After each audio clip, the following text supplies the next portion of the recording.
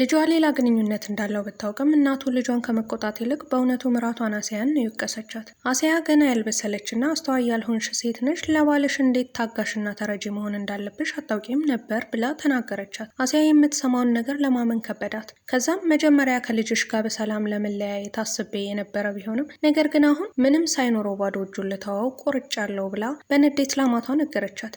በቀጥታ ወደ ጠበቃ ቢሮን በመሄድ ስለ ፍቺው ሂደት ጠየቀችው። ጠበቃው ግን አንድ ጠቃሚ ምክር ሰጣት። ረጋ በይ፣ መጀመሪያ ጠንካራ መረጃዎችን በዝምታ አሰባስቢ፣ ከዚያም የቤተሰቡን የፋይናንስ ሁኔታ ማስተካከል አለብሽ አላት። ያኔ አንድ ነገር አስታወሰች። ቤት ውስጥ ሁል ጊዜ ገንዘብ የሚቆጣጠረው ባሏ ቮልካን ነበር። ወደ ቤት እንደተመለሰች ወዲያውኑ ሰነዶቹን መፈተሽ ጀመረች። ያኔ ከቁጠባ ውስጥ ምንም በሷ ስም እንዳልነበረ እና በሂሳቧ ውስጥ የነበረው ገንዘብ በሙሉ ቀድሞውኑ ቮልካን አውጥቶት እንደነበር፣ ቮልካን የእሷን ገንዘብ ተጠቅሞ ለሌላኛዋ ሴት መኪናና ቤት እንደገዛላት ትደርስበታለች። ይበልጥ ደግሞ ተስፋ ያስቆረጣት ቤታቸውን በመያዣነት አስይዞት ነበር። ዕዳ ብቻ ትቶላት ሊሄድ መዘጋጀቱን ስታውቅ አሲያ ደነገጠች። በዚህ ምሽት ቮልካን አምሽቶ መስራት እንዳለበት ለመንገር ስልክ ደወለ። አሲያ እንደገና እየዋሸ እንደሆነ እርግጠኛ ስለነበረች ማስረጃ ለመያዝ ወደ ቮልካን መስሪያ ቤት መንዳት ጀመረች። የስልኳን ካሜራ አብርታ ለመቅዳት ዝግጁ ሆና ከበሩ ውጭ ጠበቀች። ነገር ግን በሩን ገፍታ ስትከፍተው ያልጠበቀችው ነገር ሆነ።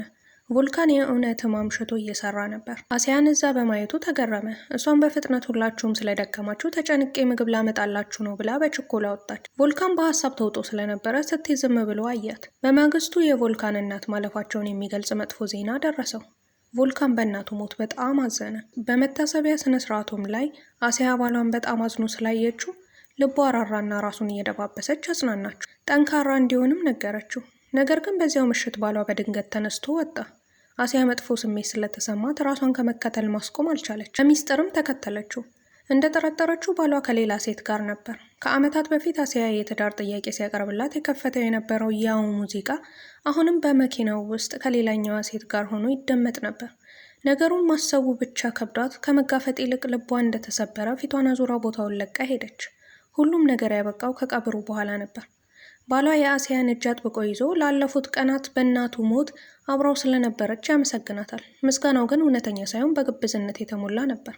ባለፉት ጥቂት ቀናት ውስጥ አሲያ በባሏ ተግባር የተሰማት ጥላቻና መጸየፍ ወደር አልነበረውም። ነገር ግን የጠበቃውን ምክር ሁል ጊዜ ታስታውሳለች። ጠንካራ ማስረጃ ከመሰብሰቧ በፊት ባሏ ቅንጣት ታህል ጥርጣሬ እንዳያድርበት ጥንቃቄ ማድረግ ነበረባት። ምንም እንኳን ውስጧ በከፍተኛ ሁኔታ ቢቃወምም ስሜቷን ተቆጣጥራ ወደፊት ተራመደችና ባሏን አጥብቃ አቀፈችው። ይሄ ሁል ጊዜም ቢሆን ማድረግ ያለባት ብልህነት መሆኑን ታውቃለች። በዚህ መሃል ግን የአሲያ ሚስጥራዊ እቅድ ቀድሞውኑ ስራ ጀምሯል። ዲሪም ቤት የላይኛው ፎቅ ሌላ አዲስ ጎረቤት ገባች። እሷም ኒያ ነበረች።